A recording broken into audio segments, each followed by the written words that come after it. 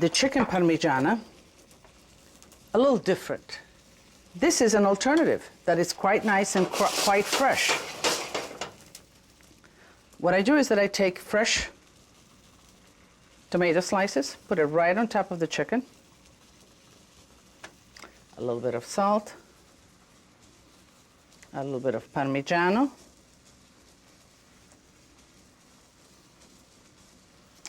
and then I put the cheese right on top of that. Now, the tomatoes will cook, will bake, will soften up, and will give you enough moisture, and then we'll have the sauce around it.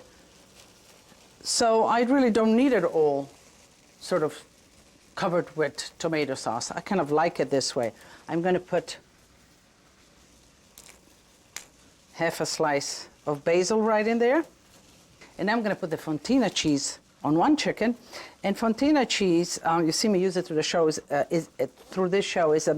a very mellow cheese. It's an aged cheese, young but aged cheese, and it really melts very creamy. It has a lot of cream and nice contact of flavors, and that means fats also. But it is wonderful. And on the other one, I'm going to put fresh mozzarella.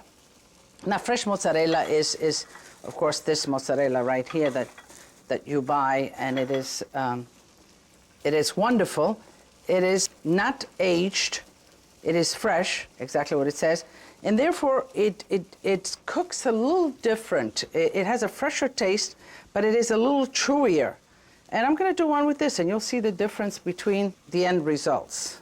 I have a preheated oven, 475 degrees. When you are ready to serve it, you put the chicken in the oven like this.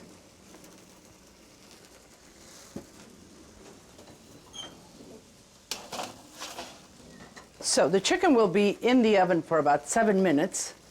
And this sauce, the fresh sauce, should be finished in 7 minutes, and we'll be ready to plate the dish. And here is the chicken. It is ready. And you can see this is the fontina. It's yellow. And this is the fresh mozzarella. So it's your choice. Whatever you can buy, whatever you have, or whatever you feel like having. The sauce is ready. What I'm going to do to the sauce, some fresh basil, some julienne fresh basil, ribbons or shreds. Julienne, the technical name in the kitchen.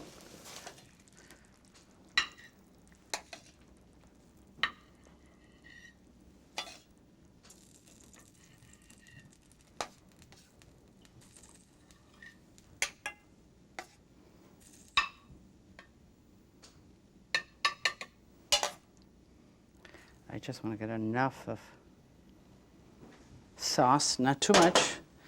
Now, which one do we want? Do we want the fresh mozzarella or the fontina? I don't know which one I want. Let me just...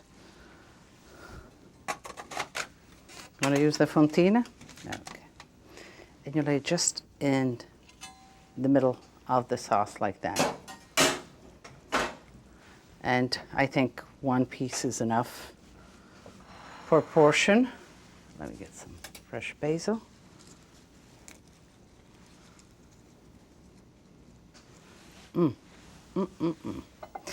And again, just because I love olive oil. Okay, just like that. Chicken alla parmigiana.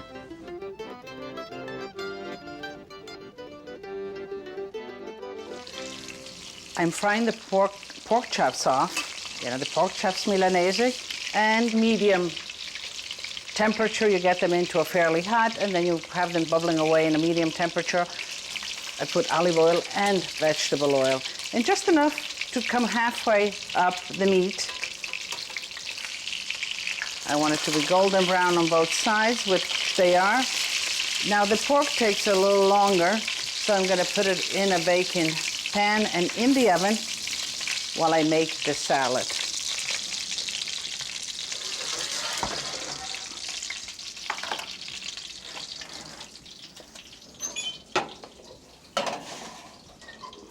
So here I have some ripe tomatoes, diced. I'm going to do some red onions.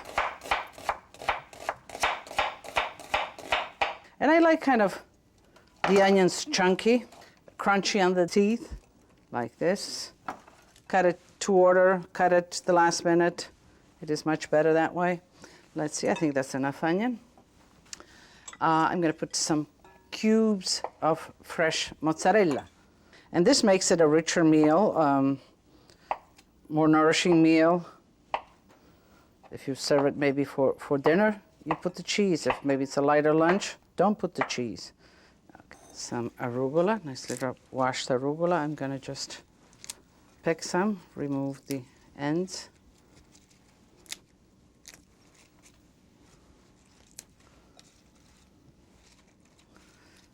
I'm going to dress it with extra virgin olive oil, wine vinegar. You could put balsamic vinegar instead of the wine vinegar. Yes, it adds another dimension. Now, a little bit of salt, a bit of fresh pepper.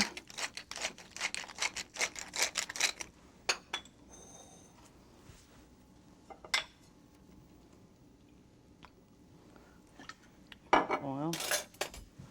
Let me just toss it. I always put the oil, toss the salad, and then put the vinegar so that the leaves are all coated with the oil and the vinegar.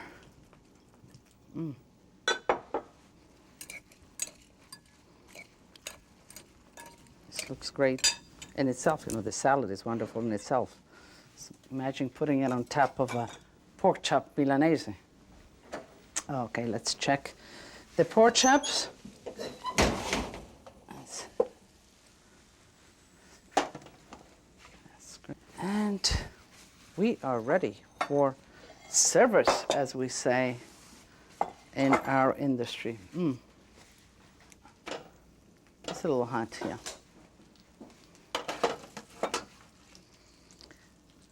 I think one could be enough, but I'm going to make a platter for two.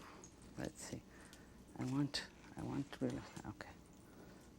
Trying to find, I want the bone to stick up nice, you know. I want it visually to be quite. Can I use my hands? Yes, because I get a good sense, you know, in the hands of how much I'm getting and where I want to put it exactly. Onion.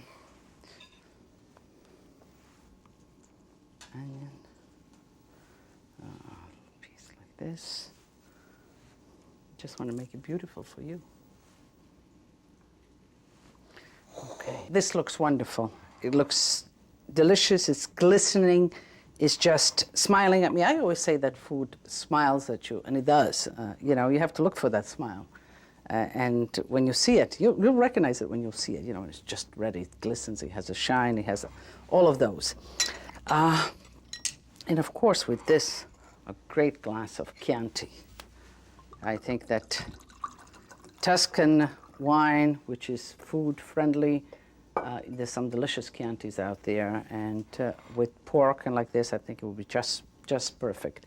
Now, I finished off with the pork chop. I started with the veal schnitzel à la Holstein, and then we had the chicken parmigiana. The common denominator to all of them is the technique of breading and frying. But then I took each one in a different dimension, from pork to veal to chicken. With the technique of Milanese, you can make great dishes. And, as we say at my house, tutti a tavola a mangiare un bel piatto di pork chops alla capricciosa. So, un bel capriccio. Salute!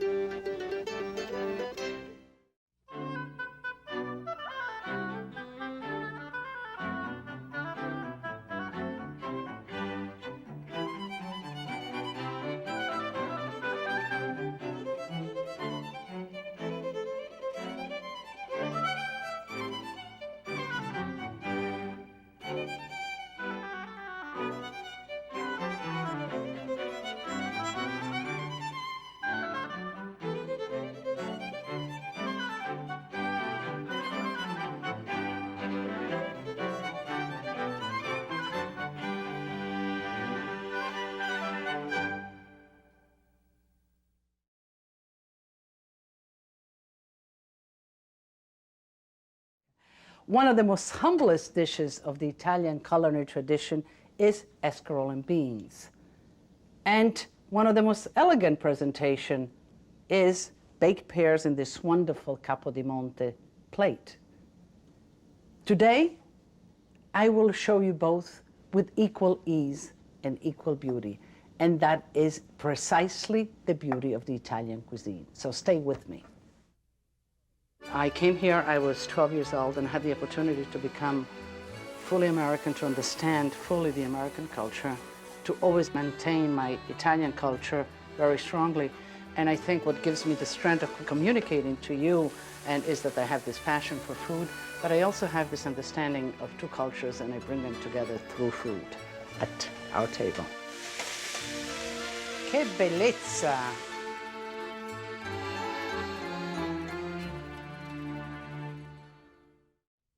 Buongiorno, benvenuti. Today in my kitchen there's two ingredients, just two, and I'm going to make a primo and a secondo, a first dish and a second dish. And those two magical ingredients are escarole and beans.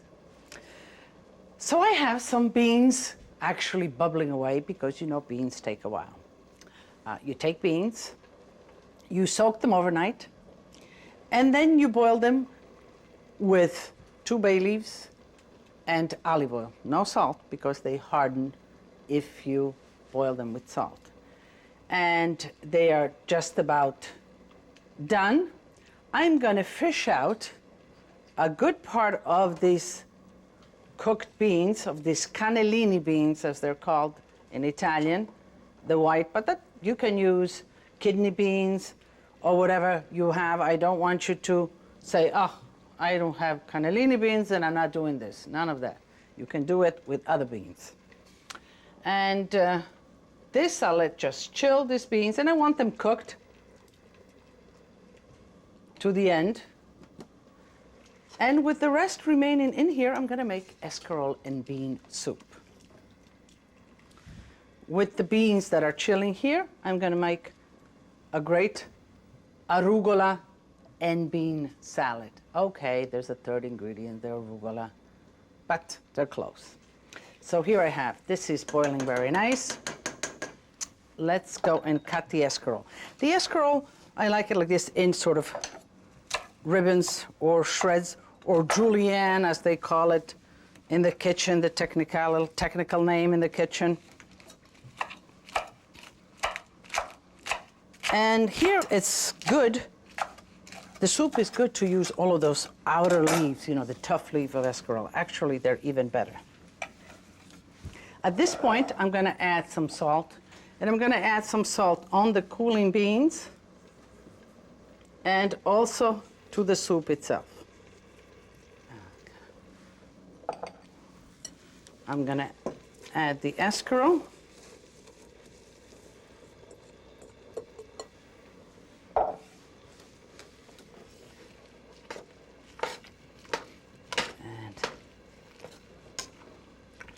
Mix it in and let that cook. I have a nice salad that takes 1 second to assemble. The escarole is cooking. I need a nice piece of bread with all of this. How about garlic bread? Okay.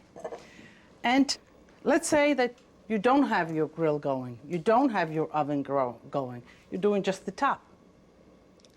I'm going to make some garlic bread in a cast iron pan. So let's heat that up. Just brushed it with some oil, actually oil that has been infused with garlic.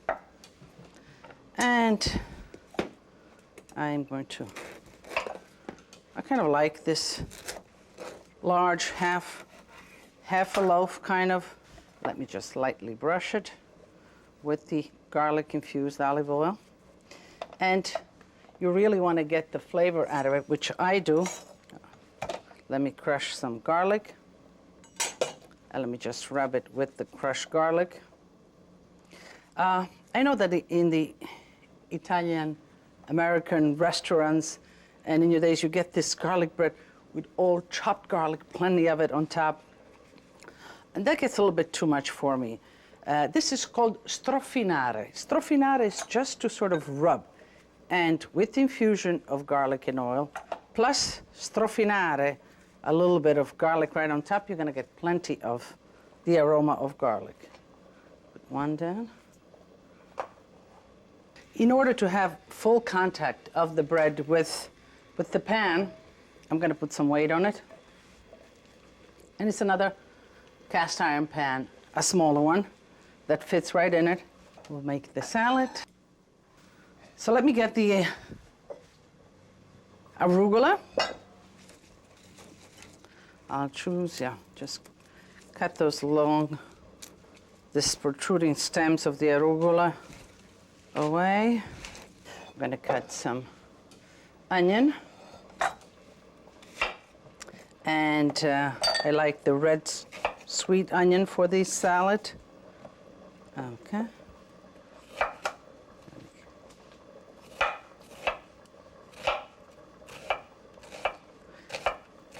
I like to cut the onion the last minute and thin, so it's not those big pieces, and yet it's crunchy.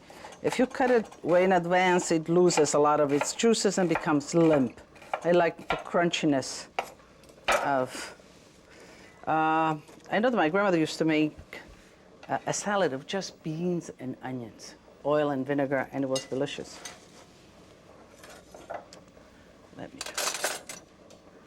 Let's see how I'm going to choose some of the beans, and I'm going to just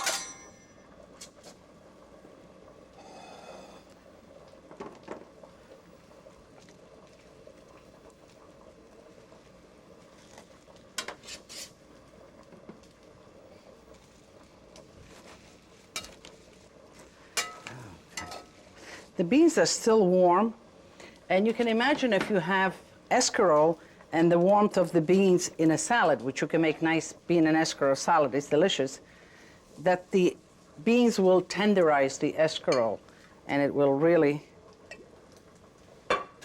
sort of blend in flavor.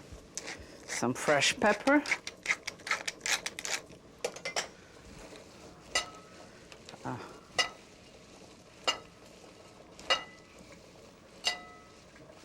This is a great, great salad. Let me just set this on the side. Let me check on the bread. Just perfect. We don't need to even toast it on the other side.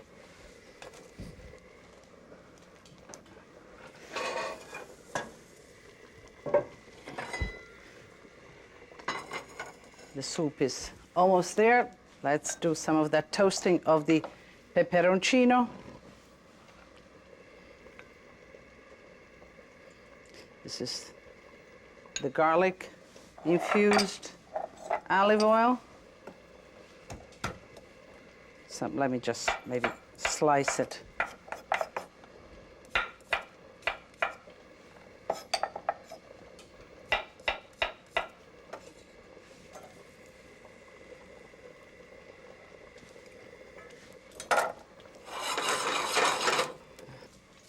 These are the whole pepperoncino, the little diavolillo, the same one that is this one crushed. This is the whole one. I'm going to throw in it the whole pepperoncino because I want to toast it a little bit. It really brings out a nuttiness, and it really brings out the spice. And we're going to add this right into the soup, just like that.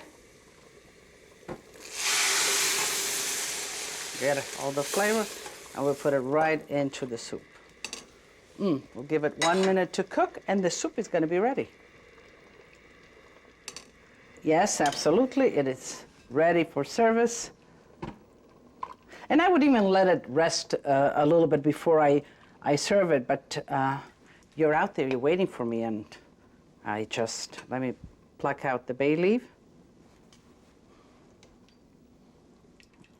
I want to catch a lot of that escarole. Wonderful. You know, the aroma here is more of a comfort aroma. You have the oil, the beans, and it's not an intense aroma, but it's one of comfort, delicious, warmth. Actually, I'm going to taste some. Now, it is nice and hot, so just bear with me. I want to cut some. Okay, I got some of the escarole.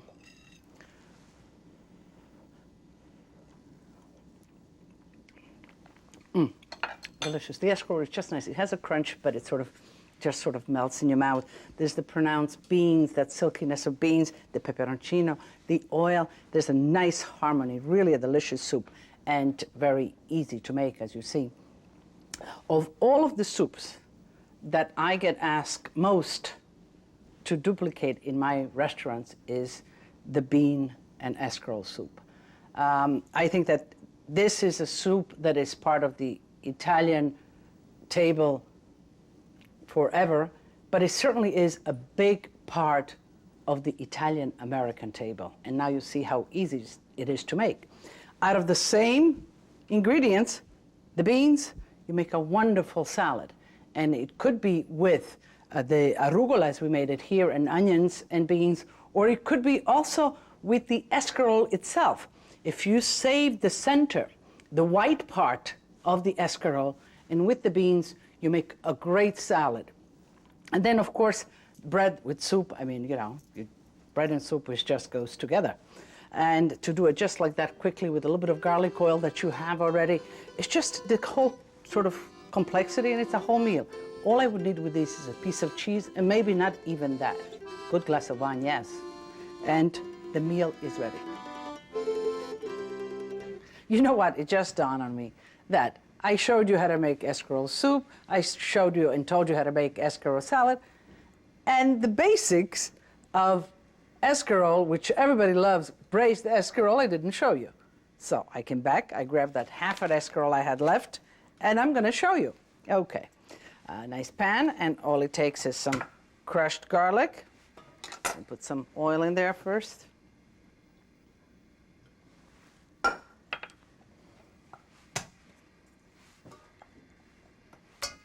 Plenty of garlic, crushed so I can pick it out. And the escarole is washed. I usually take the whole escarole. This is half left from the soup and all of that. But I usually take the whole head of escarole, a lot of water, and dunk it in and out, until it gets right between all of it, and it's nicely and washed. For braising it, which you have to look, this looks like a nice escarole, but the sort of the outer tips are a little rusty, so let me cut that out. Let me get that out of the way. This is fine. And let me just cut it off. I like braising the whole leaves like that, and so it's sort of nice. It wraps around on your fork when you pick it up. If you have problems with that, you could cut it in half. So, and it is, as you can see, a little, it has some water in it, and you want that. You want that so that when it is braising, the water itself helps to cook it. This is such an easy and yet such a wonderful side dish. Okay, well, ready? Right in.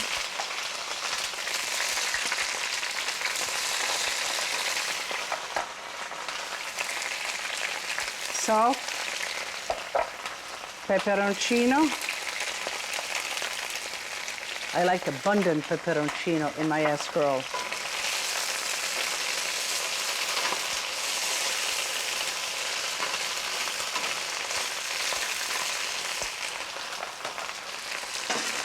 Twist it, and you just let it steam in there, twisting it once or twice. Braising like this, vegetables, you could do it certainly with escarole, with spinach, with broccoli, with cauliflower. You can take any of those vegetables, even string beans. Instead of boiling them first, you can cook them this way. Now, think the cauliflower and the string beans do take a little bit more liquid. So you add a little bit of water, just plain water. You remember that I always keep water around. You add that to the pot, and you let it steam within its own juices and the water, and they'll cook and they'll really retain a lot of the flavors and a lot of the nutritional values. See?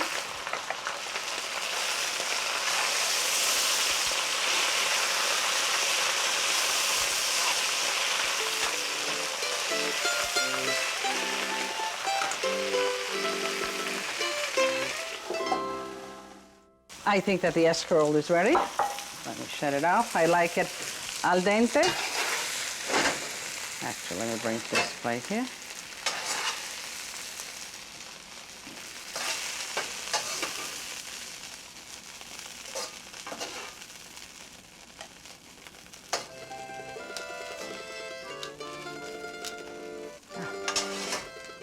Here we are. A great side dish in 3 minutes.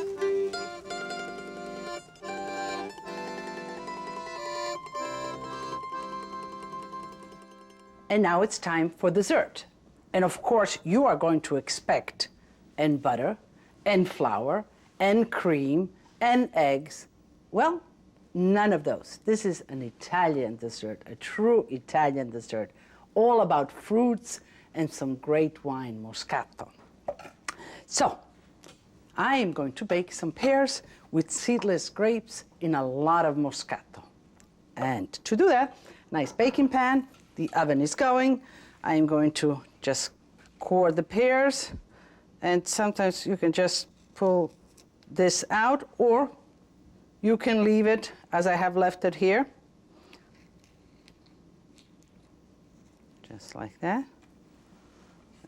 I'm just going to pass it with a little bit of lemon juice so it doesn't oxidize so quickly. As the sauce basically is going to be Moscato, and in this case is Moscato d'Asti. Moscato is a varietal that really grows all over the world. Wherever grape is grown, some form of Moscato grow. And it is a very aromatic grape, and it makes great dessert wines. It's going to make a great sauce. So abundant of that, because that's the base of it. The pears need to cook in this, and ultimately we need to have some sauce. To that we'll add some sugar.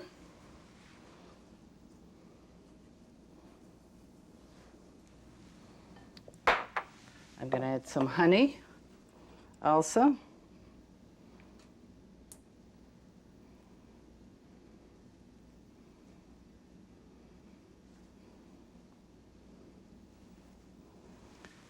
And some apricot jam or any other jam that you like. And I'm adding this really for the pectin. The pectin is, what gives that gloss, and it's found in most fruits when they really are mature. It's like a glaze. And just to make sure that I have enough of that sort of syrupiness, I add a little bit of the apricot marmalade or glaze or whatever you have. Melt all of that. To add more flavor, I'm going to put a vanilla bean. I'm going to cut it in half.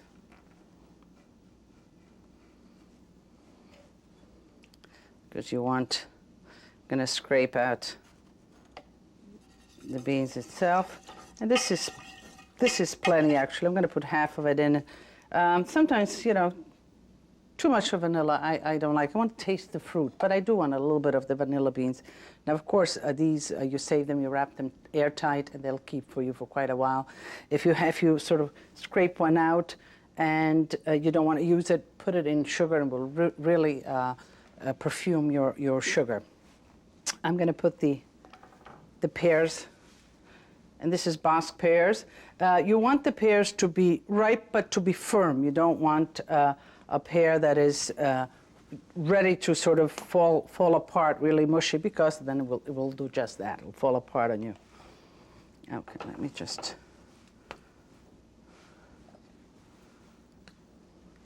And here I have seedless grapes. Of course, any grapes will do, but seedless are so practical because then your guests can eat without any problem. Some people are uncomfortable with seeds in their grapes. And as I said, I have the oven hot. It is at 375, and this should bake in about 40 minutes. It should really condense and the sauce become very syrupy, and the pears be ready to eat. Okay, it's as simple as that, and it is a true Italian way to finish a meal. So let's put it in the oven.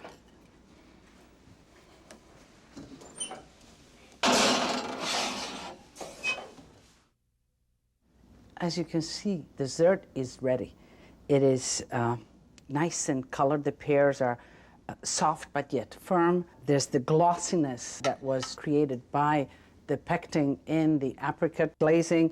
The grapes have left their color, so it is beautiful. It is simple and yet magnificent and tasty. And I even brought my good china for you and my good linens for this wonderful dessert. This is an antique Capodimonte, which I love. It's one of my favorites, so I'm sharing it with you. So let's plate the pears. And of course, you can plate this individually. Can you just imagine it with a scoop of ice cream and this warm pears on top of it, and the sauce, and melting the ice cream right into all of this? But I'm going to serve it as almost as a centerpiece.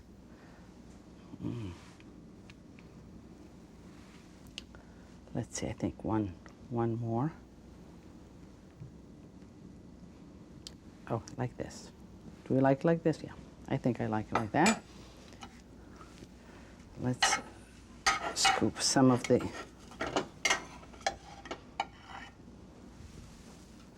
and let the grapes and the sauce fall where they may.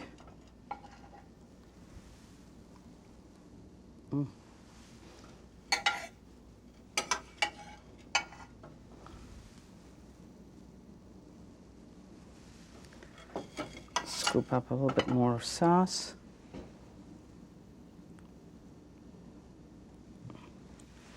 Just a little bit more sauce.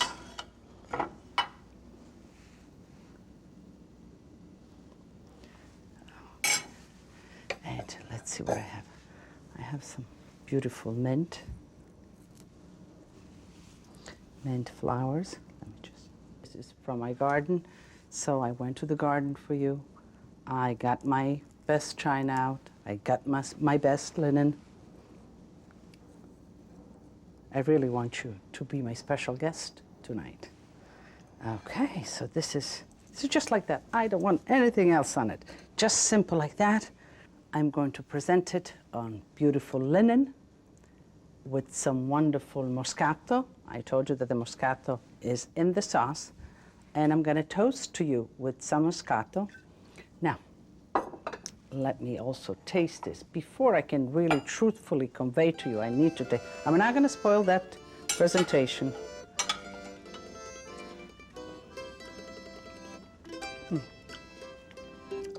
Delicious. It's tangy, it's sweet, it's syrupy, it's wonderful. Perfect. There's an underlying Moscato flavor in the sauce, and this is a little bit more acidic. It just balances beautiful. And to you, and as we say at my house, tutti a tavola a mangiare.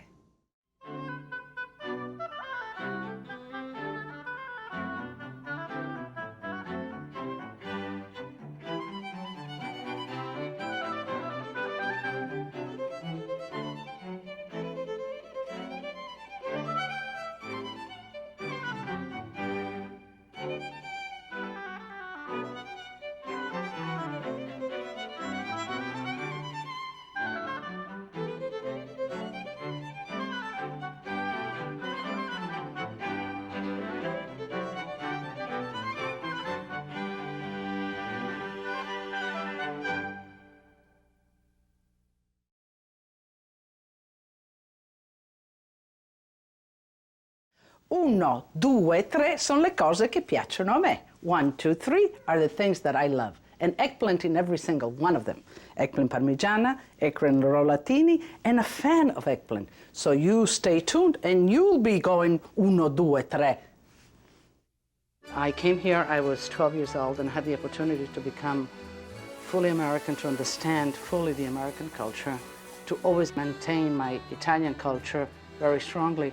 And I think what gives me the strength of communicating to you is that I have this passion for food, but I also have this understanding of two cultures, and I bring them together through food at our table. Che bellezza!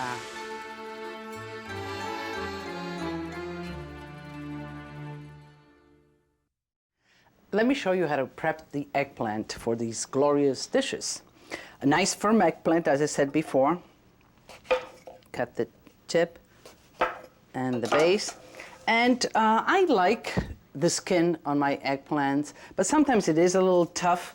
So peel part of it away, just maybe a little part of it, and leave some of it, or even with the, and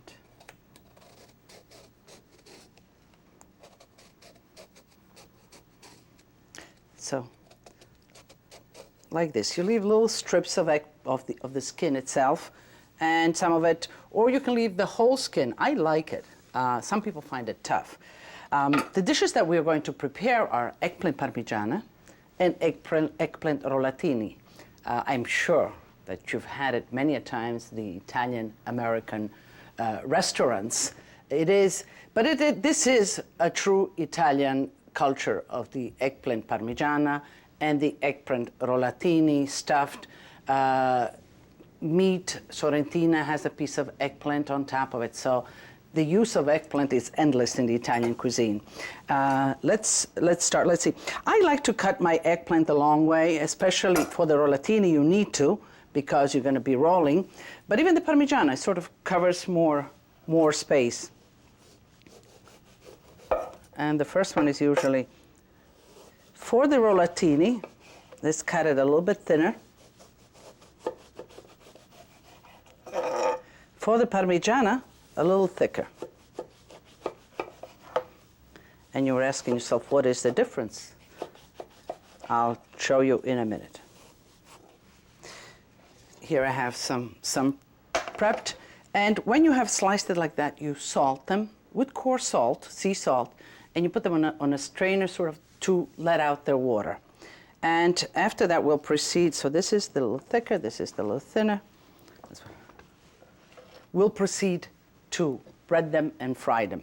For the eggplant parmigiana, we're going to go through flour, egg that's been beaten with some salt, and simple breadcrumbs. Now you could put seasoning in here, but I don't put any.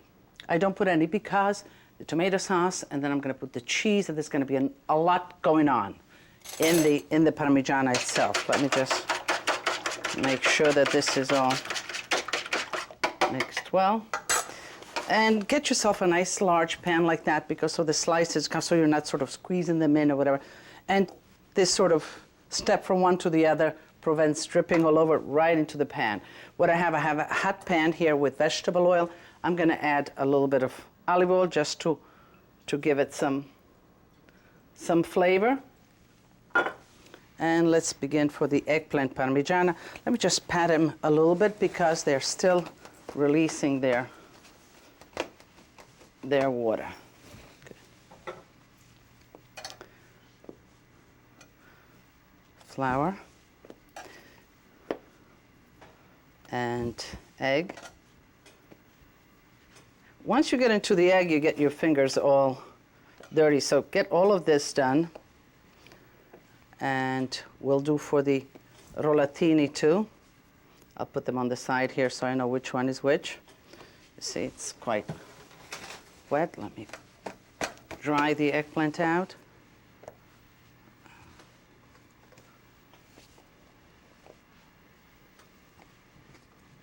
And lightly flour it. You don't want a lot of flour.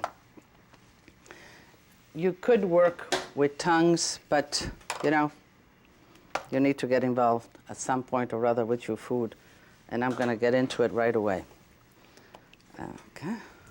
Just let the eggs coat the whole eggplant so that the bread can adhere to it. Pat it.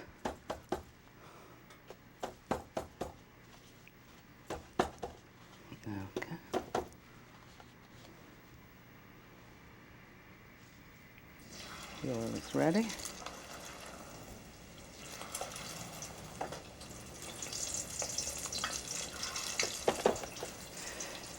We used to eat eggplant just like that, a meal, breaded and fried. For the rollatine, we're going to do just egg. just egg.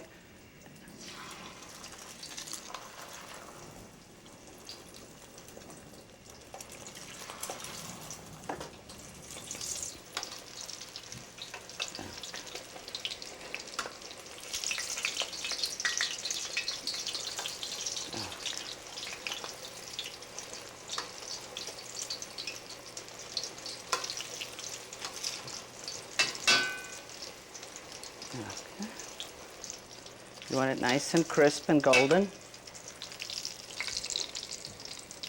And do put them on a towel to drain. Now, could you make eggplant parmigiana without the bread and just with the egg? Yes, yes, you could. You don't have the same, in a sense, maybe crunchiness and consistency, but you can do it just as well.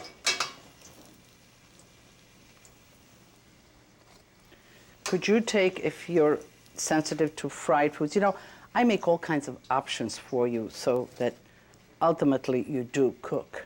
And I am in touch and concerned about all the health issues because, after all, we want to eat, we want to enjoy life, but we want to be healthy to do that. But let me tell you, the one word is moderation. I think, as my dear friend Julia Child always says, everything in moderation. But it is absolutely true in life for everything, but especially for food. Don't deprive yourself of wonderful flavors because it doesn't make sense because it's fried. Have it periodically and don't have as much of it, but put it in your repertoire. But let's say that you like eggplant and you like eggplant parmigiana and you want to have it once or twice a week and you don't want to always fry it. You can take a sheet pan, oil it, and put the slices of eggplant on the sheet pan and bake them in the oven. Make sure that you don't overcook them, that you don't overbake them because they'll bake again. They won't be as tasty. You won't have the complexity or the crunchiness of an eggplant parmigiana when you bite into it, that the eggplant has, that the bread gives it that sort of that firmness.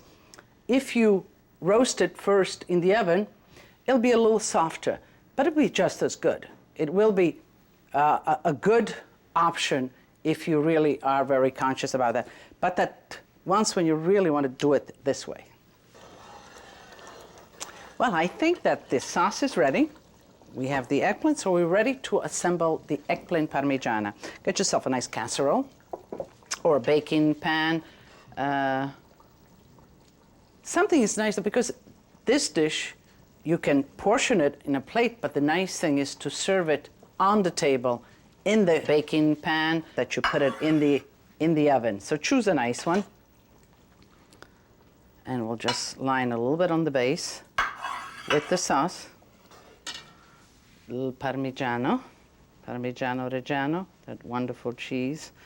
Now, eggplant Parmigiana, it got its name after Parmigiano Reggiano, or Parma. Parma is the city in Reggio Emilia where the prosciutto di Parma, the Parmigiano Reggiano, it's a wonderful, rich area that has wonderful pastures. It is right under the Apennini, which is the chain of mountains that go down Italy. The Alps cross it on the top, and the Apennini come down the center. So these pastures of the Apennini are wonderful for raising pigs, for raising cows. The milk there is wonderful. The cheese is the king of Italian cheese, Parmigiano Reggiano. And hence, when you make anything Parmigiano, I guess it refers to the style of Parma with the Parmigiano cheese. Even though we're going to put mozzarella and fontina and other cheeses, but that's where it got its name. So we line the base with the eggplant, the fried eggplant. A few leaves of basil, and this will give it a little freshness just in the middle. Again, some sauce. And if you notice, I don't put a lot of sauce. You don't need it. It is best to save some of the sauce, and then when you serve it in your plate, you just pour a little sauce on top of it, give it the moisture, rather than have the eggplant in zuppa, in a soup, sort of. Parmigiano Reggiano. And you could put here fresh mozzarella cheese or fontina cheese. Fontina cheese is a cheese that is made, it's used a lot in Piemonte, in Val d'Aosta, and it melts wonderfully. It has a lot of flavor, and it's just sort of melts into the Parmigiana itself, into the whole mixture. Mozzarella, which is a fresher cheese, and it's sometimes when you bake it, it leaves you a little bit more of a crust. It's a little tougher because it is a very fresh cheese. This has been aged for about 6 weeks, 6 to 8 weeks at least. Okay, this is fine. Let me just add a little bit more of sauce.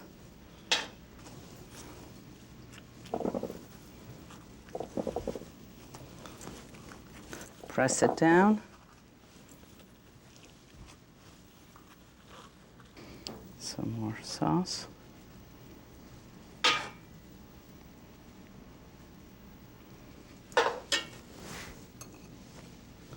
Parmigiano.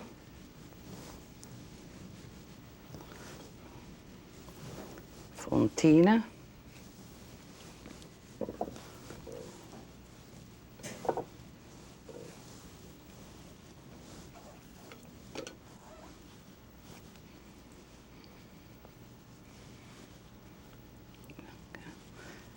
Fine. Put some more eggplant. 3 layers I usually bake in pan, a casserole like this. About 3 layers are fine.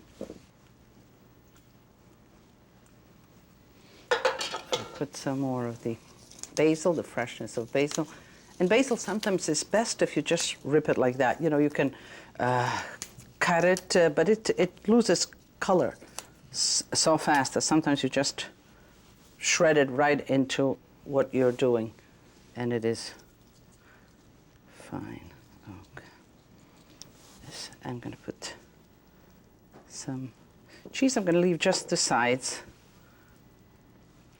kind of open, so just you don't see this big blob of cheese on the top. I'm going to leave a little bit on the sides open. And let me just drizzle a little bit of the sauce on the side.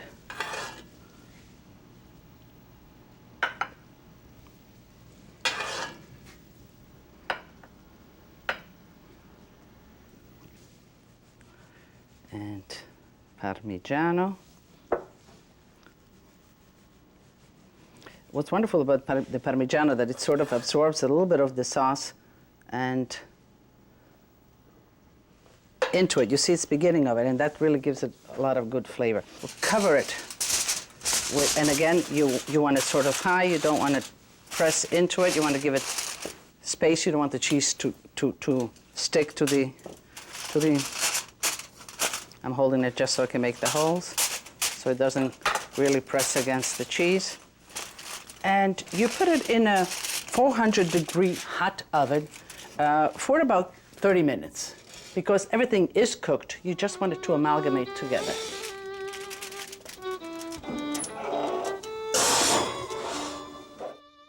And now we're ready to make the eggplant rollatine, and it's quite simple. Some ricotta. First I'll put an egg and just whisk the egg a little bit with some salt.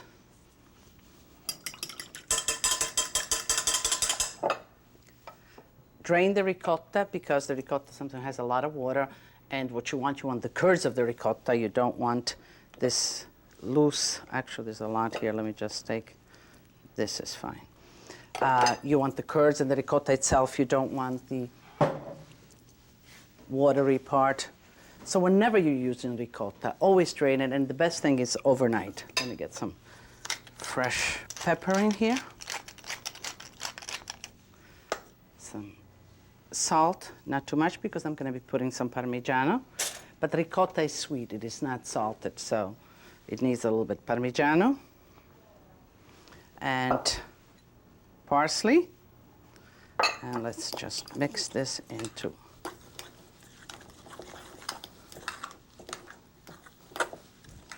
Now I'm going to put a stick of fresh mozzarella in the center, but you could make cubes and put them right in here.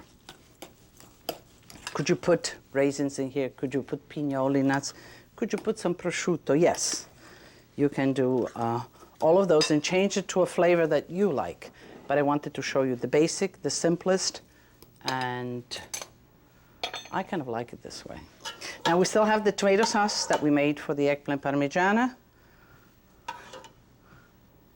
Just line the base of a baking dish. Just a spoonful of the stuffing, a nice slice of the mozzarella, and you just roll it. Now, the eggplant is so pliable and all that that you don't need a toothpick or anything to stop it. Just put the closure on the bottom. And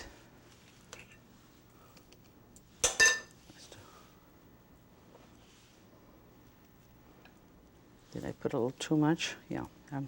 I don't usually like too much stuffings in anything. You know, just enough. Yeah, this is perfect. The eggplant rollatini was always part of the hot antipasto that you remember in the Italian, on the Italian-American menus a while back. You know, I opened my first restaurant in 1971. And all of this food I learned actually with the chef next to my side that was cooking this kind of food. I was not cooking veal parmigiana, or neither was I eating it at home the way it is cooked now and the way I'm showing it to you. It is a culture, a cuisine that I sort of learned once I came to the United States and opened my own restaurant. And that was the Italian cuisine of the times. I'm talking about the 70s. And I was a little perplexed by it. But let me tell you, it's a wonderful flavors in this cuisine. And the Americans relate so much to this cuisine because I think that it is the cuisine of the immigrants, of adaptation. And the Americans first got introduced to this cuisine, and then the authentic Italian cuisine sort of follow. So it was, in a sense, the first Italian cuisine that they experienced. And you know, there's a saying in Italian that says, you know, il primo amore non si scorda mai, the first love you never forget. So I think that in America, this is the relationship with this kind of Italian food that Americans still associate and love this kind of Italian food. And even though they travel and the food of Italy, of contemporary Italy, of Italy today, of regional Italy is prevalent, and it is the right way sort of to represent Italy, this kind of food is very much loved by the Americans, and I think it really is part of the Americana. So, now, I'm not going to put mozzarella or anything on top of it. This is fine just the way it is. I'm going to put maybe a little bit of basil, just to give it that really fresh flavor. I am going to cover it with foil paper, and you put it in a hot oven, about 375 degrees. This should cook in about 20-25 minutes. It'll be nice and bubbly. Everything is cooked basically the ricotta. The egg has to cook in there, sort of really tighten up the ricotta. But with 20-25 minutes, give it half an hour, it is done. Who doesn't love eggplant, tomato, basil, and mozzarella? Well, these are the ingredients in this baked eggplant fan. It's quick, it is wonderful, and you really get the flavor of the eggplant. Take a baking dish and just line it with oil. An eggplant, a nice firm eggplant, and a smaller size. You don't want a very big eggplant. You leave everything on, and you fan it. Just leave it attached at the tip. Just fan it and make cuttings right out.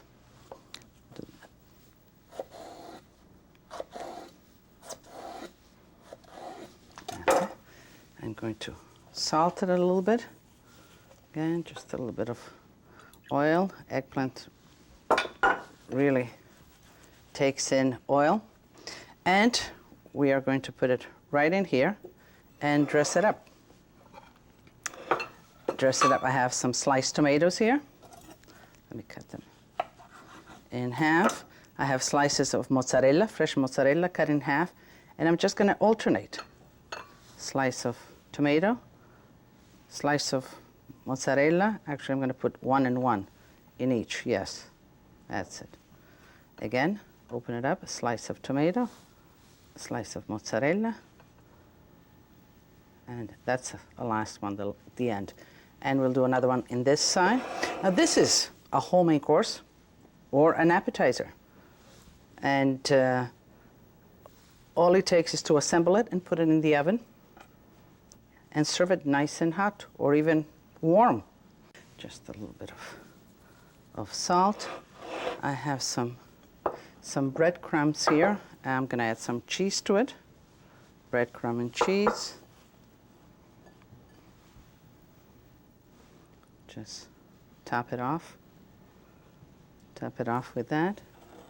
Top it off with a little bit more Parmigiano. A few leaves of fresh basil. A drizzle of olive oil.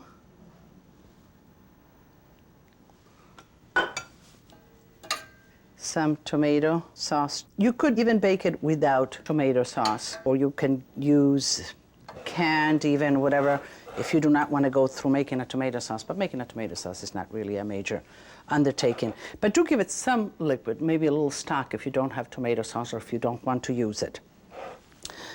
We'll cover it with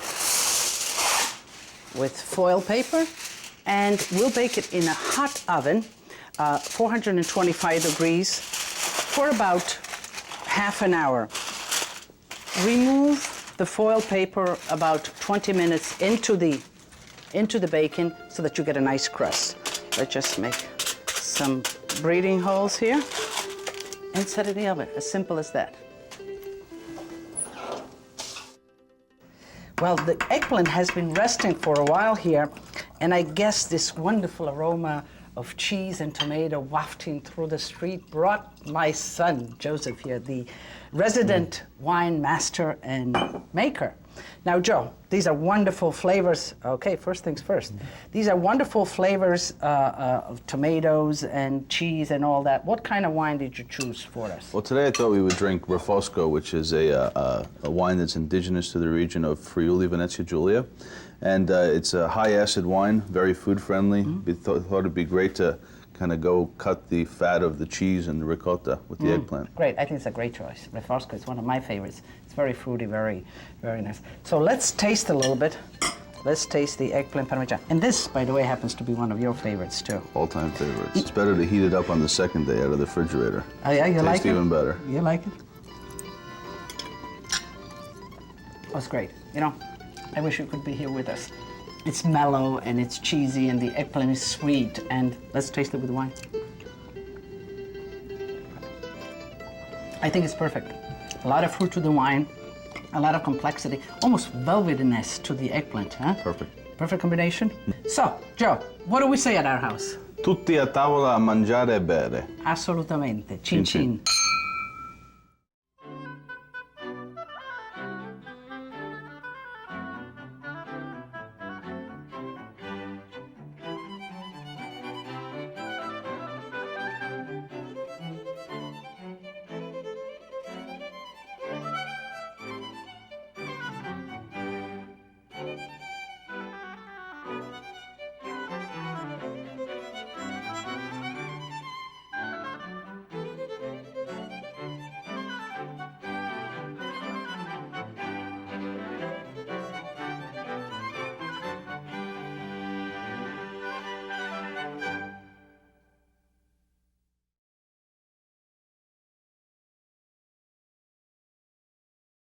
Are you in a mood for a riddle?